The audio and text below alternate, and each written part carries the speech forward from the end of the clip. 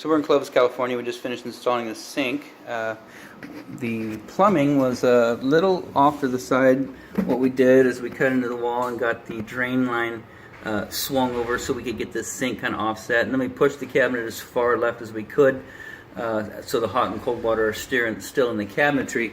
We got it over a little tighter. We'd have liked to seen maybe another 8 inches or so, but that would require opening up the wall and demoing the water over. Just a lot of work to save that little distance there. So anyways, we got the waste put in a new 1.5 ABS 45, cock it back in there, and then a tubular P-trap, tubular extension. Used the existing tailpiece from the old laundry tray that was out here. Got that tied in with the new basket strainer. And then the cabinet, it's a nice little cabinet, I think straight out of Home Depot, Lowe's, can't remember, but nice little sliding drawer with the bottom side cut out so it clears the trap already.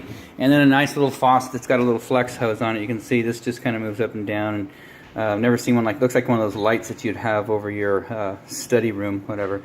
Anyway, so stainless steel top comes with it. It's freestanding, so it's not fastened.